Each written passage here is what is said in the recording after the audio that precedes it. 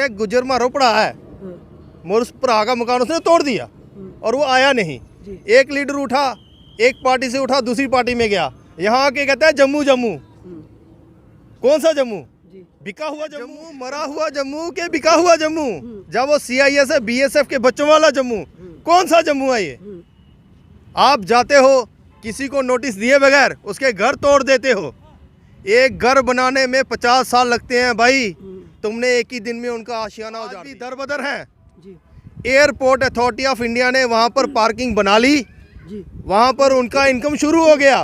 मगर जिनके घर टूटे उनके पास ना घर है ना गराट है, कुछ नहीं है उनके पास। रूपनगर में बैठे हैं, एक हमारी साबका चीफ मिनिस्टर साहिबा भी वहाँ गए थे। वो गए थे तो कोई रोड मैप लेके जाते ना, वहाँ जाके कह रहे हो मैं क्या कर सकती हूँ। तो तुमने बीजेपी के साथ गठबंधन क्यों किया? सिर्फ चीफ मिनिस्टर बनने के लिए किया? सिर्फ कुर्सी चाहिए तुम्हें? सरकार और प्रशासन की ओर से हर संभव को प्रयास किए जा रहे हैं कि किस तरह से युवाओं को रोजगार मिले, और वहीं दूसरी तरफ बड़े बड़े आह्वान भी किए जा रहे हैं। नमस्कार, आप जुड़ चुके हैं दैनिक शिव टाइम से। मैं रश्मि शर्मा, कैमरामैन शुभम भगत के साथ। MOU साइन होता है और कहीं ना कहीं रियल एस्टेट द्वारा, और साथ ही साथ ये कहा जाता है कि आने वाले समय में हमारे जम्मू कश्मीर के युवाओं को रोजगार के नए स्रोत मिलेंगे, नई राह खुलेगी।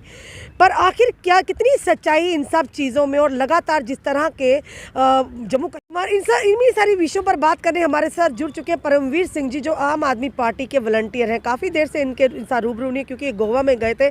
जिस तरह से इलेक्शंस अवसर पर हैं उसी की कैंपेन करते हैं। चलिए जानने इनसे क्या कहना है इनका। परमवीर जी, एक बार फिर से आपका हमारे दैनिक शिव टाइम में बहुत बहुत स्वागत है। रश्मि जी, आपका बहुत बहुत शुक्रिया, और मेरी तरफ से आपके सभी देखने वालों को जय हिंद जी। क्या कहेंगे परमवीर जी, जिस तरह से लगातार ये दावे तो किए जा रहे थे कि नई नई कंपनीज खुलेंगी, और MOU साइन हुआ, उसके बाद लगातार प्रदर्शन भी हुए। कई सोशल एक्टिविस्ट ने, या ये कि सुनील डिम्पल की बात करूँ, लगातार किया कि किस तरह से जम्मू को ये कहा जा रहा है कि बेचा जा रहा है। इसमें कितनी सच्चाई है? क्या वाकई आने वाले समय में हमारे यहाँ के युवाओं को रोज़गार मिलेगा, या बात कुछ हो रही है? रश्मि जी, मैं पिछले 5 महीने से गोवा में हूँ, आम आदमी पार्टी के लिए कैंपेन कर रहा हूँ वहाँ पर। लेकिन जो सिनेरियो मैंने जम्मू में पिछले 4-5 महीनों से देखा, जो हम सुन रहे हैं बार बार कि ये हो रहा है वो हो रहा है, आज मैं रोक नहीं सका अपने आप को कि मैं आऊँ मीडिया में बोलने के लिए, क्योंकि जम्मू की जो आवाज़ है, पॉलिटिकल आवाज़ है, वो ख़त्म हो चुकी है ही नहीं। और जो पोजीशन में बैठे हैं, जो LG साहब RSS के हैं, जो BJP के लीडर हैं, वो यहाँ पर कह रहे हैं गुजर मारो पड़ा है मोर उस भरा का मकान उसने तोड़ दिया और वो आया नहीं। एक लीडर उठा, एक पार्टी से उठा, दूसरी पार्टी में गया। यहाँ आके कहता है जम्मू जम्मू। कौन सा जम्मू? बिका हुआ जम्मू, जब मरा हुआ जम्मू। कौन सा जम्मू? ये किसकी तरफ इशारा करें कि जो जम्मू जम्मू की दुहाई तो देते हैं, पर आज पूरे जम्मू जो कि बाहर है सड़कों पर। अरे जम्मू, मरा हुआ जम्मू के बिका हुआ जम्मू।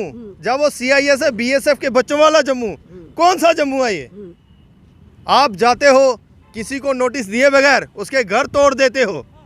एक घर बनाने में 50 साल लगते हैं भाई, तुमने एक ही दिन में उनका आशियाना उजाड़ दिया।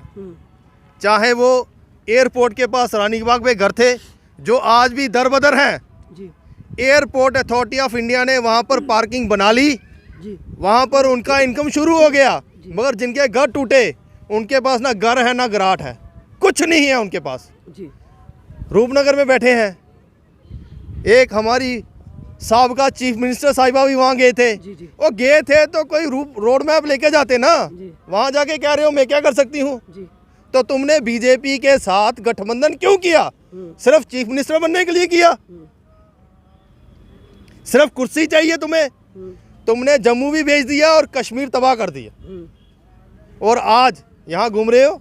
किसके इशारे पे गई वो वहाँ पर? उसको क्यों नहीं पकड़ा गया जैसे कश्मीर में पकड़ा जाता है? जैसे कश्मीर में किसी लीडर को कहीं जाने से पहले रोका जाता है, उसको किसके इशारे पे वहाँ भेजा गया? हमारे यहाँ जम्मू में कहते थे इंडस्ट्री आएगी।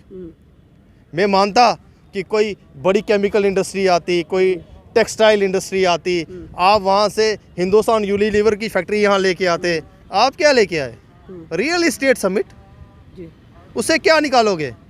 जम्मू के लोग क्या वहाँ पर कढ़ाइयाँ उठाएंगे, रेत ढोएंगे, वहाँ पर सीमेंट की बोरियां ढोएंगे, वहाँ पर क्या करेंगे बताइए? और जो आपने MOU साइन किए वहाँ पर रियल एस्टेट समिट में, क्या वो आप मीडिया के पास हैं? कौन कौन सा MOU कहाँ के लिए साइन हुआ है? किसी के पास कोई रिपोर्ट? क्या है ये? इनको कौन सा जम्मू चाहिए? बिका हुआ जम्मू के मरा हुआ जम्मू? जम्मू रोज तिल तिल करके बूंद बूंद दे के उसको जहर दे के मारा जा रहा है, और जम्मू की अपोजिशन उसकी आवाज़ नहीं है, और जम्मू में जो पोजीशन पे बैठे हैं वो इतने बड़े चाटोकार हैं कि उनको पता ही नहीं है क्या हो रहा है। बाकी ये सोचना जम्मू की आवाम का है कि हम किस ओर चले थे, कहाँ पहुँचे और क्या मिल रहा है। आज चाहिए था, अगर आपने यूटी आपने 370 तोड़ दिया, ठीक है तोड़ दिया, हम आपके साथ थे। आपने यूटी बनाई, हम फिर भी आपके साथ थे। यूटी में पता है कितनी फैसिलिटीज़ मिलती हैं? कहाँ है वो? कहीं है? टोल आपने लगाए, नाम के लिए यूटी है। नहीं, नाम के लिए यूटी नहीं है। हिंदुस्तान में इलेक्शन जीतने के लिए जम्मू कश्मीर को यूटी बनाया है। ये बात इन लोगों को, जम्मू के लोगों को समझनी पड़ेगी, क्योंकि जो लोग आज जो जिनके ऊपर सबसे बड़ा इफेक्ट पड़ने वाला है वो जम्मू के लोगों पे पड़ने वाला है। पहाड़ों में कोई नहीं जाएगा, पहाड़ों में कोई नहीं जाएगा। जो इफेक्ट पड़ेगा जम्मू के लोगों पे पड़ेगा, क्योंकि प्लेन फर्टाइल लैंड यहाँ पर है, और जम्मू कश्मीर में लोग फ्लैट लेना चाहते हैं। आउटसाइडर, जम्मू के लोगों के पास लगभग घर है। आउटसाइडर, जम्मू में ज़मीनें हैं जो सरकारी हैं, जो इनको बेचनी है, उसी का एक्सपेरिमेंट इन्होंने रूपनगर में किया। यानी आपने निशाना साधा सीधा कहीं ना कहीं कि ये जो डिमोलिश ड्राइव चली है, कहीं ना कहीं इसका मकसद कुछ बिल्कुल मकसद यही है, दिख रहा है मकसद है। हाई कोर्ट ने ऑर्डर किया। आप सोचो, मैं ये सारा सिनारियो देखने सुनने और समझने के बाद हैरान हूँ। जेडीए ने एक प्लॉट वो बेचे जहाँ पर उनके पास पोजीशन नहीं थी जी। कुछ लोग परिवार वहाँ बैठे हैं जो 47 से पहले के बैठे हुए हैं। अंडरस्टूड है कि जेडीए को स्टेट लैंड दी गई होगी, ठीक है ना? जेडीए को स्टेट लैंड दी गई होगी, किसी और की तो दी नहीं होगी। जहाँ किसी लैंड को कन्वर्ट किया होगा, कैबिनेट ने ऑर्डर किया होगा, उसके बाद हुई होगी। आज अगर एग्रीकल्चर लैंड को जम्मू कश्मीर में स्टेट नॉन एग्रीकल्चर कन्वर्ट करना तो डीसी कर सकता है। तो कौन कर सकता है? डीसी कर सकता है, जो खुद एक एम्प्लॉय है, स्टेट का एम्प्लॉय है, गवर्नमेंट का एम्प्लॉय है। सेंटर से ऑर्डर आएगा, एलजी साहब कहेंगे, ऊपर से चीफ सेक्रेटरी कहेगा, जहाँ डिवकॉम कहेगा कर दे, वो कर देगा। पहले आप सोचिए, कुछ एक ज़मीन रूपनगर में, मुझे हिंदू मुसलमान के एंगल से उसको नहीं देखना है, मुझे उसको जम्मू के एंगल से देखना है। एक लैंड जिसको स्टेट कैबिनेट ने ऑर्डर किया कि ये जेडीए को दे दी जाए, जेडीए ने लैंड खाली कराए बगैर प्लॉट बेच दिए, ठीक है। आज रियल एस्टेट समिट होती है जम्मू कश्मीर में। उन रियल एस्टेट वाले अपने मालिकों को, वो सरकार के मालिक हैं, सरकार उन लोगों की गुलाम है, सरकार हम लोगों की सरकार नहीं है, ये पूंजीपति की सरकार है। आज उनको दिखाने के लिए कि तुम्हें जो लैंड हम दे रहे हैं, उस लैंड को हम किसी वक्त भी बंदूक वाला हमारे पास है, हम उसको खाली करवा सकते हैं। देखो ऐसे खाली होती है। पर वो जो जिन लोगों के घर डिमोलिश किए, वो तो अब लंबा एक एजिटेशन चल रहा है। उनका भी यही कहना कि हम ज़मीन ऐसे खाली नहीं करेंगे, क्योंकि हमें दोबारा या तो रिहेबिलिटेट किया जाए या कंपनसेशन दिए जाए। वहीं दूसरी तरफ डोगरा फ्रंट शिवसेना के अशोक गुप्ता जी, वो कहते हैं कि हम यहाँ से धरना लेकर सीधा जाएंगे वहाँ तक, खाली भी ज़मीनें होगी और कब्जा भी लेंगे। क्या वो जम्मू को दिल्ली बनाना चाहते हैं? जो दिल्ली में दंगे हुए पिछले साल ही हुए, क्या वो जम्मू को दिल्ली बनाना चाहते हैं? क्या आप लोग चाहते हो जम्मू दिल्ली बन जाए, जम्मू में दंगा हो जाए? बिल्कुल। अगर किसी के साथ नाइंसाफ़ी हुई है, आज मेरा घर टूटा है, कल तुम्हारा भी टूटेगा। ये मत सोचो कि तुम्हारा बच जाएगा, तुम्हारा भी टूटेगा। और तुम्हें जिनका घर टूटा है उनको कंपनसेशन दिलवाने की बात करनी चाहिए, उनकी रिहेबिलिटेशन की बात करनी चाहिए। तुम्हें उनके घर में जो कह रहे हैं कि हमारा सोना नहीं मिल रहा है, हमारे पैसे नहीं मिल रहे हैं, डॉक्यूमेंट नहीं मिल रहे हैं, उनको 50 साल हो गए घर बनाते हुए, तुम्हें उनको कंपनसेशन दिलवाने की बात करनी चाहिए। और ये चीज़ समझ लीजिएगा, जम्मू में कितने हाईवे के प्रोजेक्ट बन रहे हैं, आपने पढ़ा ही होगा कौन कौन सा हाईवे का प्रोजेक्ट बन रहा है। तवी ब्रिज से लेके आरएसपुरा तक एक प्रोजेक्ट बनने वाला है।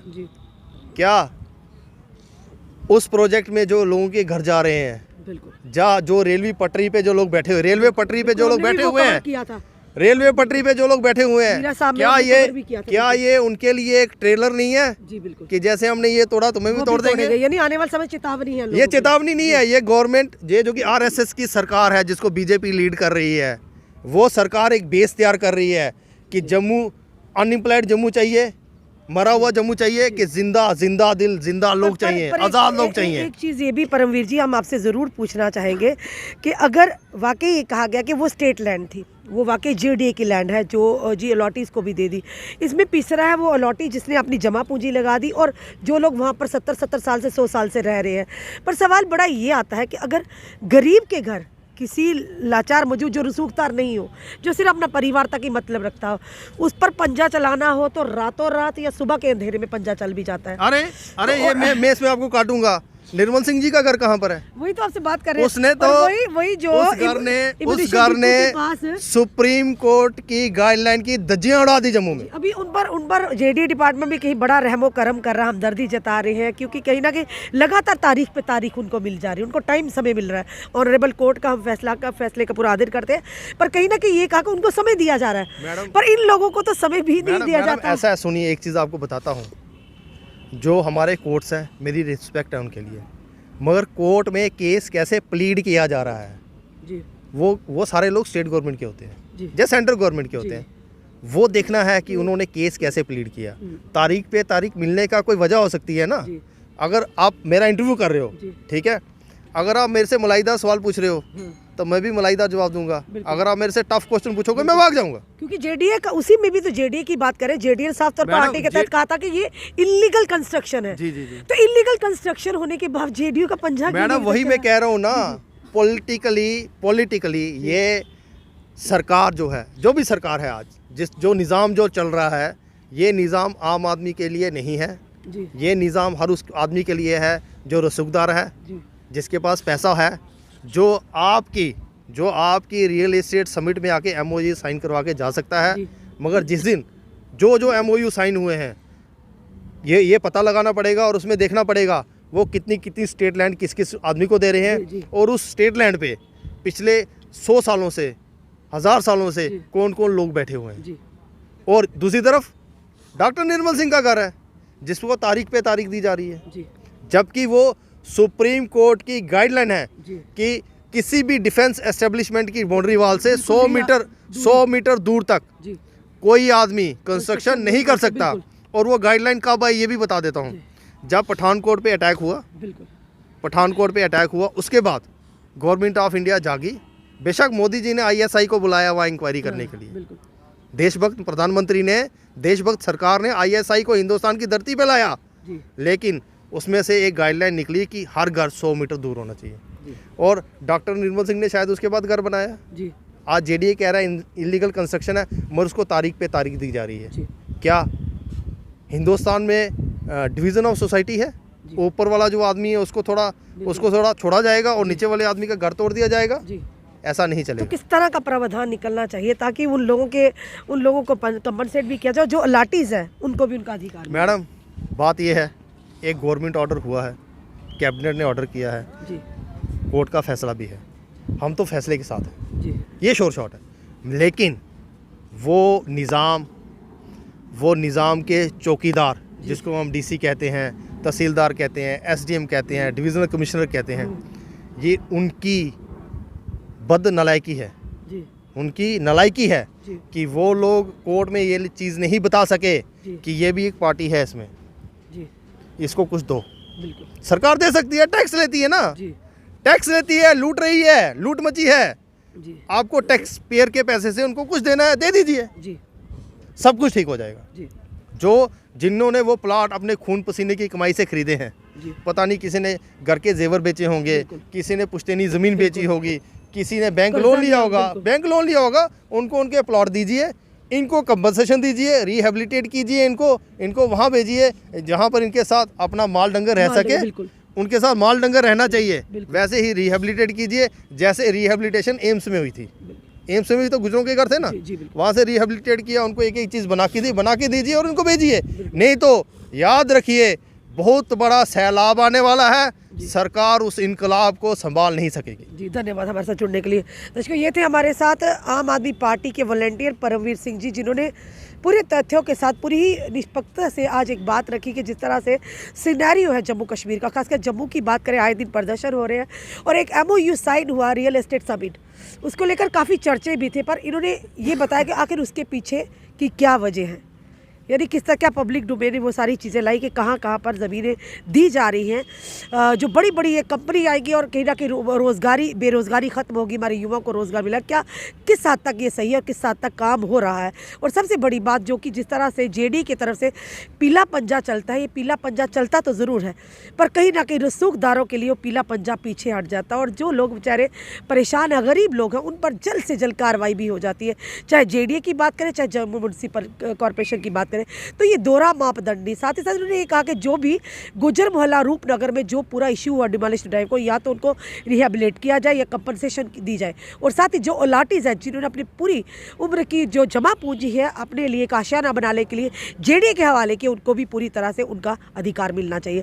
आप इस वीडियो में अपनी राय किस तरह से रखते हैं ज़रूर रखिए, अपने कमेंट बॉक्स में कमेंट ज़रूर दीजिए और साथ ही साथ इस वीडियो को जितना हो सके शेयर कीजिए। जुड़े रहिए हमारे साथ अगले अपडेट के लिए। जय हिंद, जय भारत।